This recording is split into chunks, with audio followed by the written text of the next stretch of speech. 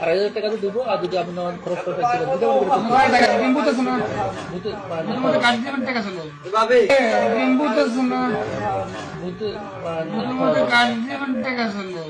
ভাই মানে কি পরিমাণ ডেড এক্সপায়ার গাঁজা খাইলে এই ধরনের গাঞ্জাখুরি কথা কইতে পারে?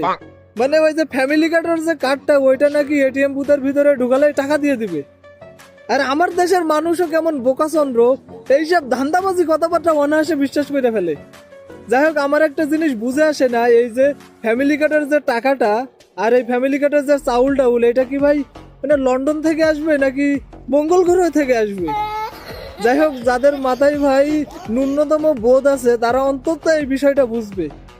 আর এই যে একটা চক্র বাহির হয়েছে, ভোট নেওয়ার চক্র, এরা ওই যে আমাদের মায়ের বয়সী খালার বয়সী যারা আছে তাদের বাসায় মানে বাড়িতে বাড়িতে গিয়ে এই এই এই ধরনের মানুষগুলোরে এই ফ্যামিলি কার্ডের গান শোনায় হিপনোটাইজ করে ফেলতেছে।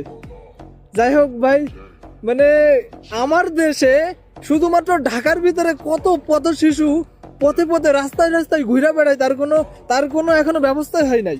তারপরে আমার দেশে কত এলাকায় এখনো পর্যন্ত বিদ্যুৎ পৌঁছায় নাই। মানে দেশ উন্নয়নের নামে কোনো খোঁজ নাই, উনি ফ্যামিলি কার্ড দিয়ে টাকা বিতরণ করা শুরু করে দিছি। মানে এই ধরনের বাটপারি, এই ধরনের ধান্দাবাজি ভাই আর কত বিশ্বাস করবেন আপনারা একটু সচেতন হন। আমাদের মানে এই বাংলাদেশ আমাদের এই নিজেদেরকেই গড়তে হবে, আমাদেরকেই গড়ার একটা সুযোগ চলে আসছে। তাই এই ধরনের ধান্দাবাজ, এই ধরনের বাটপারি যে বিষয়গুলো, এগুলো ভাই এড়ায় চলেন।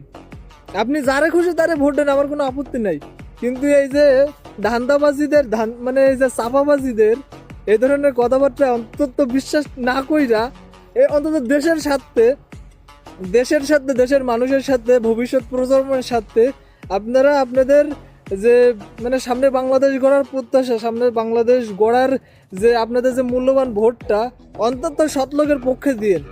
এই ধরনের ধান্দাবাজি, এই ধরনের বাটপারি যারা বাসায় বাসায় গিয়ে মানে কইরা বেড়াচ্ছে, অন্তত তাদের অন্তত সচেতন করেন। আর আমরাও সচেতন করি ভিডিও বার্তার মাধ্যমে, জানি না কত মানুষের কাছে পৌঁছায়, তারপরেও আপনাদের মাঝে আপনাদের সামনে এইগুলো তুলে ধরি যেন মানুষ সচেতন হয়।